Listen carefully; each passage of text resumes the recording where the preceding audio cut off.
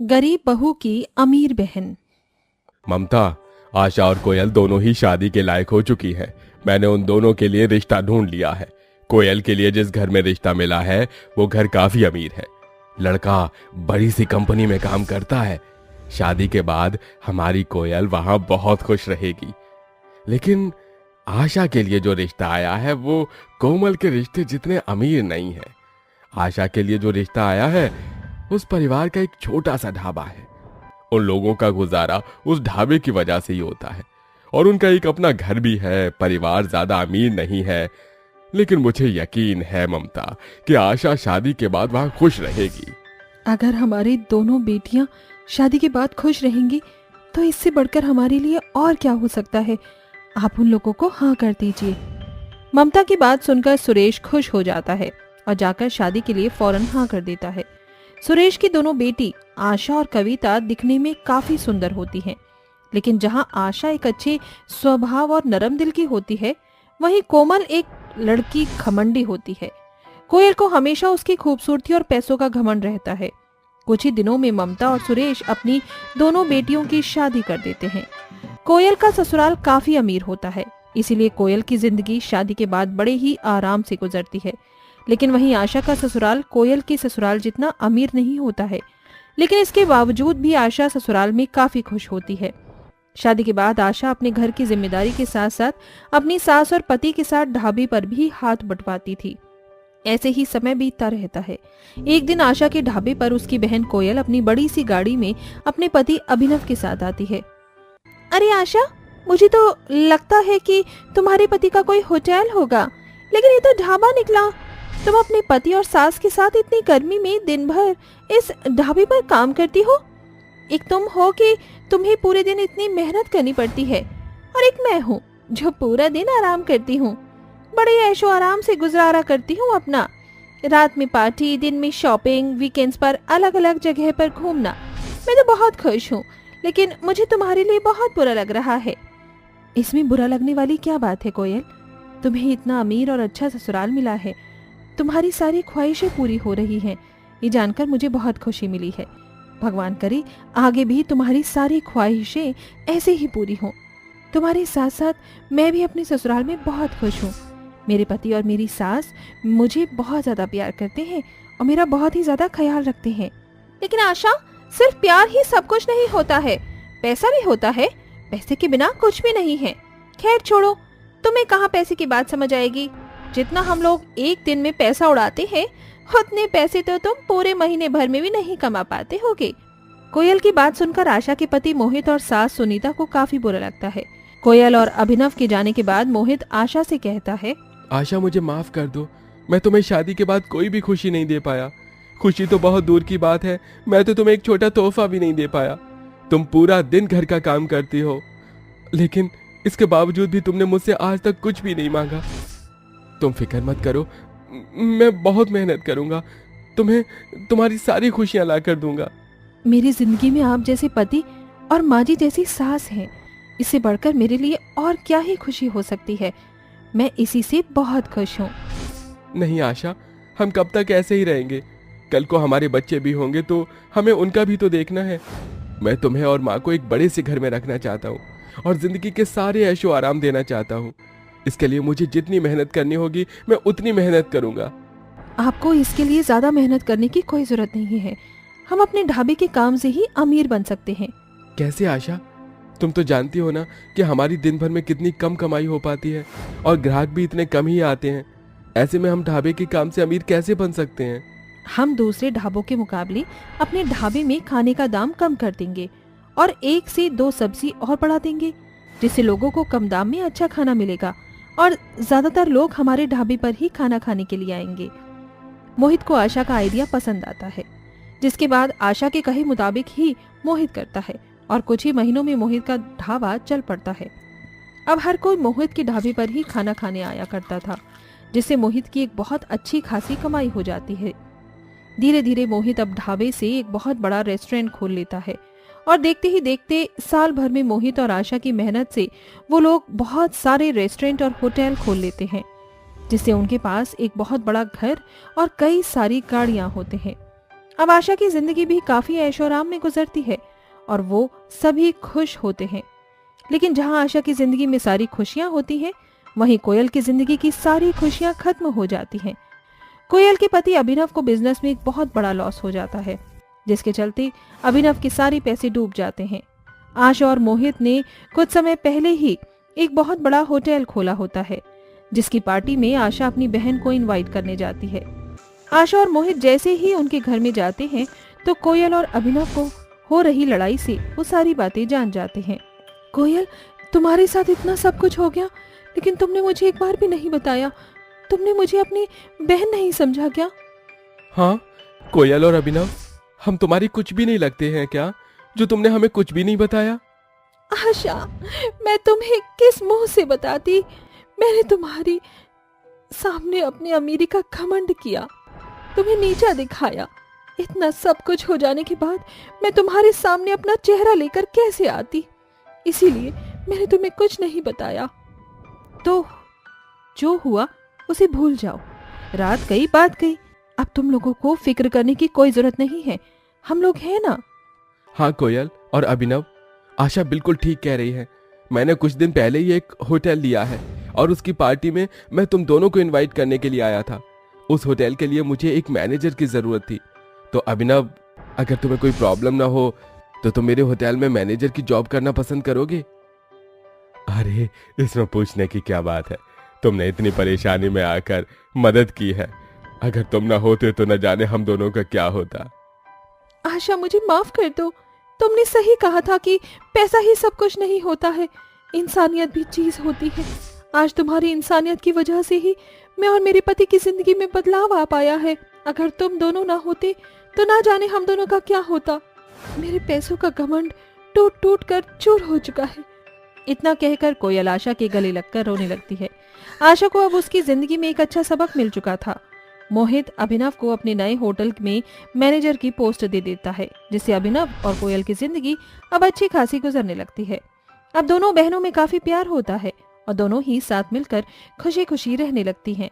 मेघा दुल्हन के जोड़े में शादी के मंडप में बैठी होती है और उसके साइड में दूल्हा बना बैठा सूरज गुस्से में कहता है, मैंने कभी सपने में भी नहीं सोचा था कि मेरी शादी इतनी काली कलूटी लड़की के साथ होगी। ऐसा कहते हुए सूरज अपनी माँ गायत्री को गुस्से में घूरने लगता है। थोड़ी देर में सूरज और मेघा की शादी हो जाती है और मेघा बहू बनकर ससुराल आ जाती है, जहाँ सूरज के घर के दरवाजे पर पहुँचते ही अपना सेहरा वो गुस्से में उतार कर फेंक देता है। सूरज, ये क्या अपशकुन कर रहा है तू? बस कीजिए माँ, आपने जबरदस्ती मेरी शादी इस काली कलूटी मनहूस से करके मेरी जिंदगी बर्बाद कर दी।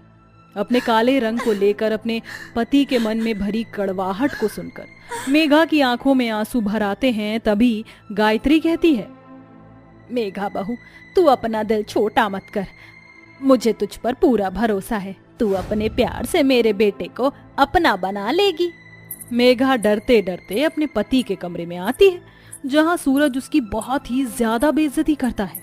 तो फिर से अपना मनहूस चेहरा लेकर मेरे सामने चली आई, निकल यहाँ से। सूरज, मेरी बात तो सुनिए। मुझे तुझ काली कलूटी की कोई बात नहीं सुननी। सूरज मेघा को धक्के मारकर कमरे से बाहर निकालकर दरवाजा बंद कर देता है और फोन चलाने लगता है। तभी उसके इंस्टाग्राम पर हया नाम की एक बहुत ही खूबसूरत लड़की का फ्रेंड रिक्वेस्ट आता है। अरे वाह, ये लड़की कितनी सुंदर है, काश कि ये मेरी बीवी होती।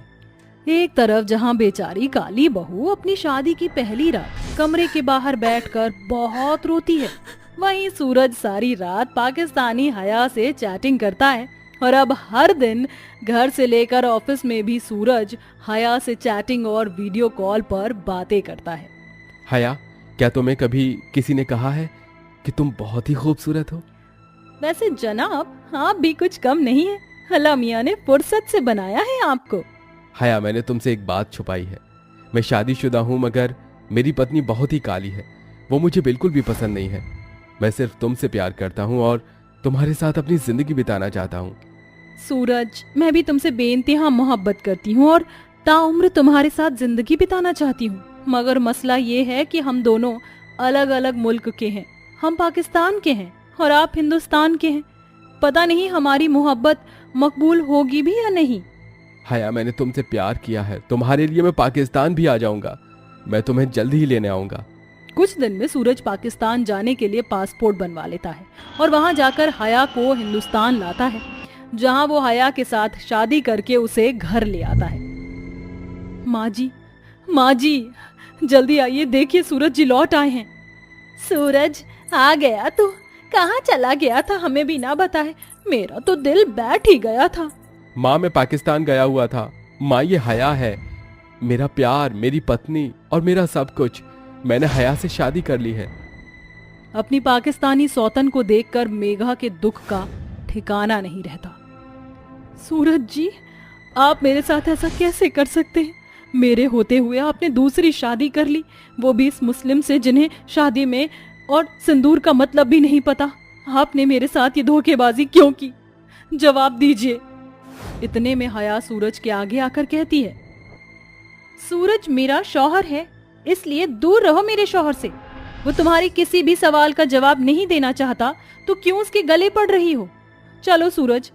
ऐसा कहकर हया मेघा को टक्कर मारकर सूरज का हाथ पकड़कर कमरे में चली जाती है और मेघा फूट फूट कर रोती है।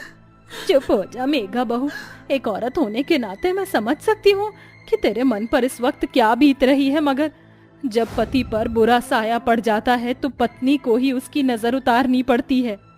तू ऐसे हार नहीं मान सकती, तुझे अपने हक के लिए लड़ना होगा।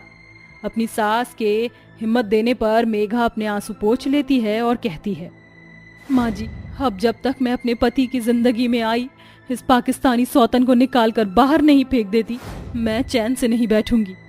हया और सूरज अपने सुहागरात की तैयारी कर रहे होते हैं, तभी मेघा मिर्च का धुआं जलाकर कमरे में आ जाती है। आलतू जलालतू, आई बला को टालतू। अरे ओ मेरी काली सौतन, ये तू कर क्या रही है? चल निकल यहाँ से। मगर मैं अपने कमरे से क्यों जाऊं? मुझे बहुत नींद आ रही है। ये कहकर मेघा बेड पर फैलकर सो जाती है। ये देखकर हया गुस्से में चिढ़ जाती है। अल्लाह कसम, इस वक्त मुझे ना मेरी ये काली सौतन बिल्कुल जहर लग रही है। हाँ। इस तरह से मेघा अपनी पाकिस्तानी सौतन और पति के सुहागरात के सपने पर पानी फेर देती है। अगली सुबह सूरज और हया सो रहे होते हैं, तभी मेघा आरती की थाली लिए घंटी बजाती हुई कमरे में आती है। ओम जय जगदीश हरे, स्वामी जय जगदीश हरे। या अल्लाह, कौन है ये नाफरमान जिसे चैन नहीं है? अरे ओ मर जानी, तुझे सुबह सुबह भी चैन नहीं है? बंद करिए, मैं कहती हूँ बंद कर। ऐसा कहते हुए हया आरती की थाली जमीन पर गिरा देती है और मेघा को खींचकर थप्पड़ मार देती है। तब से टन टन टन टन करके मेरे दिमाग का कोरमा बना दिया है, चल जा यहाँ से। मेघा रोते हुए सूरज की तरफ देखकर किचन में खाना बनाने चली आती है। इसी तरह वक्त बीतता है, जहाँ मेघा एक अच्छी बहू की तरह घर संभालती और अपनी सास का भी ख्याल रखती, जिससे सूरज मेघा से ठीक से बात करने लगता है। फिर एक दिन, सूरज जी, कल हरियाली तीज है, शादी के बाद ये मेरा पहला तीज है। मैं आपसे ज्यादा कुछ नहीं मांग रही, मगर हरियाली तीज में पति अपने हाथों से अपनी पत्नी को साड़ी और श्रृंगार का सामान देता है। क्या आप मेरी ये छोटी सी ख्वाहिश पूरी कर देंगे? ठीक है, मैं शाम को आते वक्त सामान ले आऊंगा। शाम को सूरज मेघा के साथ अपनी पाकिस्तानी पत्नी के व्रत के लिए भी शॉपिंग करके घर आता है। हया, कहाँ हो तुम? सूरज, मैं यहाँ हूँ, कमरे में। देखो मैं तुम्हारे लिए क्या लाया हूँ। कल तीज का त्योहार है, तुम मेरे लिए व्रत रख रही हो ना, इसलिए मैं तुम्हारे लिए ये सब लाया हूँ। देखो, ये लाल रंग की साड़ी तुम पर बहुत सुंदर लगेगी। हमारी शादी जिन हालातों में हुई थी, तुम मेरी दुल्हन नहीं बन पाई थी, मगर ये मेरी दिल से तमन्ना है कि मैं तुम्हारे हाथों में कल अपने नाम की मेहंदी और तुम्हारे मांग में अपने नाम का सिंदूर देखूं। तुम मेरे लिए ये व्रत रख रही हो ना? नहीं सूरज, मैं ये व्रत नहीं रखूंगी। मगर क्यों हया? तुमने तो मुझे कहा था कि तुम मुझसे बहुत प्यार करती हो, तो क्या तुम मेरे लिए इतना भी नहीं कर सकती? सूरज, तुम जबरन अपनी जिद मुझ पर नहीं थोप सकते। मैं उन हिंदुस्तानी औरतों में से नहीं हूँ जो भारी भरकम साड़ी पहनकर भूखी प्यासी रहूं। चलो हटो। हया व्रत रखने के लिए साफ मना कर देती है और उसी शाम मेज पर बैठकर मटन चिकन खा रही होती है। हया, ये क्या कर रही हो तुम? कल तीज का त्योहार है और आज तुम मटन खा रही हो, और तो और पूरे फर्श को गंदा कर दिया। अब मुझे फिर से घर को साफ करना होगा, मगर पहले मैं ये सब बाहर फेंक दूंगी। ये बोलकर मेघा मटन से भरा बर्तन फेंकने के लिए जाने लगती है, तभी हया एक बार फिर उसे जोरदार थप्पड़ मारकर धक्का दे देती है। दो कौड़ी की काली कलूटी तुझे समझ नहीं आता। कभी मेरे और मेरे शौहर के बीच में कबाब में हड्डी बनकर आ जाती है और अब मेरे खाने पीने पर पाबंदी लगाती है। अरे तेरा पति मुझसे प्यार करता है, इसीलिए तो मेरे लिए पाकिस्तान तक आ गया। ये बात तेरे भेजे में नहीं घुसती क्या? या फिर तुझे इस जिल्लत भरी जिंदगी को जीने में मजा आता है? क्या फायदा तेरे सिंदूर लगाने और मंगलसूत्र पहनने का? तेरा पति सिर्फ मुझ पर मरता है। आज मैं खुद तुझे इस घर से दफा कर दूंगी। चल मेरे साथ। नहीं, ये मेरे पति का घर है, मैं यहाँ से नहीं जाऊंगी, छोड़ो मुझे। हया मेघा के बाल पकड़कर उसे घसीटते हुए घर के बाहर ले जाने लगती है। तभी सूरज हया को थप्पड़ मारकर कहता है, तुम्हारी हिम्मत कैसे हुई मेरी पत्नी के साथ ऐसे पेश आने की? गलती मेरी ही है जो मैं अपनी पत्नी को छोड़कर तुम्हें अपना प्यार समझकर तुम्हारे पीछे पीछे तुम्हारे लिए पाकिस्तान तक चला गया, मगर अब तुम यहाँ से चली जाओ। सूरज, अल्लाह के लिए मुझे मत छोड़ो, मैं तुम्हारे बगैर नहीं रह सकती। मेघा, खुदा के लिए मेरी बदगुमानी के लिए मुझे माफ कर दो। सूरज, हया को माफ कर दीजिए। ये जैसी भी है मगर अब आपकी पत्नी है जो आपके लिए पाकिस्तान छोड़ कर आई है। हया, घबराओ नहीं, मेरे रहते कोई तुम्हें इस घर से नहीं निकालेगा। आखिरकार मेघा का प्यार भरा स्वभाव उसकी पाकिस्तानी सौतन को बदल कर रख देता है, जिसके बाद वो भी भारतीय संस्कृति को अपनाकर मेघा के साथ खुशी खुशी अपने पति के लिए व्रत रखती है। वहीं सूरज भी मेघा को अपनी पत्नी मानकर उसे अपना लेता है।